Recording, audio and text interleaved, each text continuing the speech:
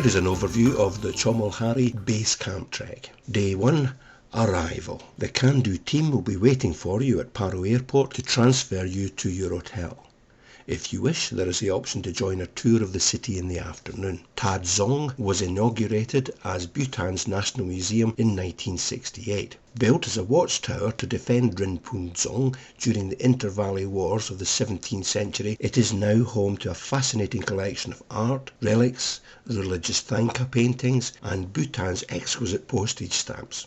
Afterwards, we will walk down a hillside trail to visit Rinpoche Dzong, the fortress of the heap of jewels. Built in 1646 by the Shabdrung Ngawang Namgyal, the first spiritual and temporal ruler of Bhutan. The Dzong now houses the offices of the district administration and the monastic body of Paro. The approach to the Dzong is through a covered wooden bridge typical of Bhutan called Nemi Zam, which offers a great view of the architectural wonder of the Dzong. Later you will attend a pre-trek briefing with your lead guide to prepare you for the journey ahead.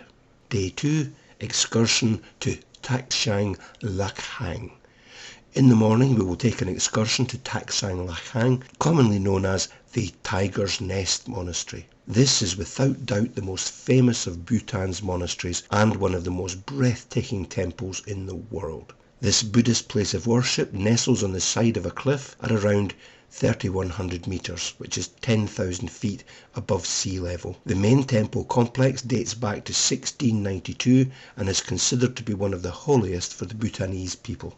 According to legend, Guru Rinpoche, an 8th century Indian Buddhist master, arrived here on the back of a tigress and meditated at this monastery, thus the name Tiger's Nest. The site was visited by Shabdrung Ngawang Namgyal, who was a Tibetan Buddhist Lama and the unifier of Bhutan as a nation-state, and has been recognized as a sacred place which is visited by all Bhutanese at least once in their lifetime. In 1998, the main structure of building was damaged by fire, but now this Bhutanese jewel has been restored to its original splendour. After lunch, we will visit the 7th century Kaichi Lakhang, one of the 108 temples built in the Himalayas by Tibetan King Songtsen Gampo. The building of this temple marks the introduction of Buddhism in Bhutan. We will then visit the ruined fortress at Drukgyel Dzong, where the Bhutanese warriors fought against Tibetan invaders centuries ago. In the 1950s,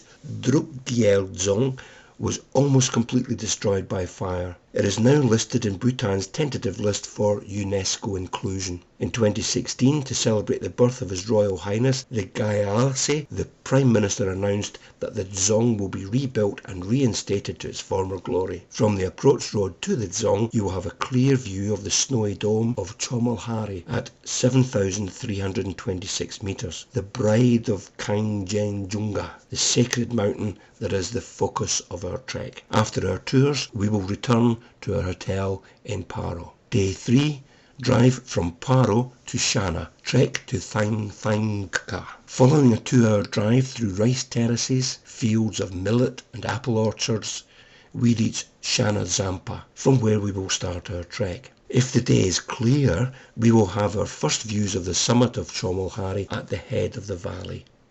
Soon the valley widens and we reach the army post of Gunyetsawa, 2,810 metres. This is the last stop before Tibet, with a fork in the path leading across the Tremola Forbidden Pass into Tibet. The trail follows the Pachu or Paro River, ascending and descending through pine, oak and spruce forests. We enter the Jingmi Dorji National Park, the largest protected area in Bhutan, which extends to Lunana in the east and all the territory to the south. After crossing a bridge to the left bank of the river, we stop for lunch. We then continue along the river, and as we climb higher into the mountains, the forests are replaced with rhododendron, bamboo and ferns. We cross the river once more before reaching our campsite. Day 4. Thangka to Jangothan. and Chomolhari Base Camp. The path ascends, passing a small army camp on Chorton. We leave the forest behind and can fully experience the huge mountain vistas. We then follow the river above the tree line, enjoying the stunning views of the surrounding peaks. From here,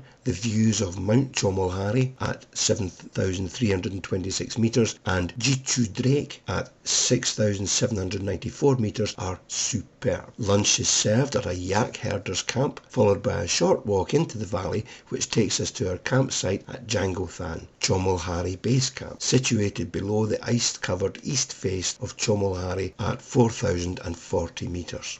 Day 5, Jangothan to Lingxi. The trail follows the stream for half an hour before we cross a bridge to the right bank. Now the climb starts up to the first ridge, where we can enjoy breathtaking views of Mount Chomolhari, Mount Jichu Drake and Trim Kang. The trail then takes us across a fairly level valley floor until the climb to the Nyeli La Pass at 4,850 metres. From the pass, we descend gradually through rhododendron forest to our campsite at Lingxi, enjoying the panoramic view of the mountain peaks and Lingxi Dzong as we walk. The Dzong was built in 1668 to protect villages in this region from Tibetan invasion and continues to be used as an administrative centre. Day 6, Lingxi to Shodu.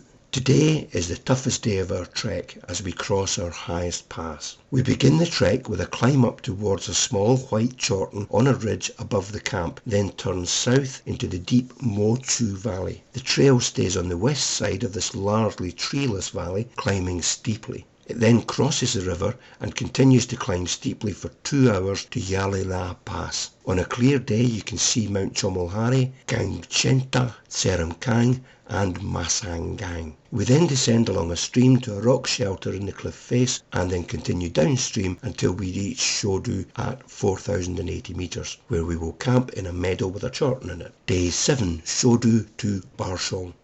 Back below the tree line, our path follows the course of the Thimpuchu River, descending through rhododendron, juniper and mixed alpine forests.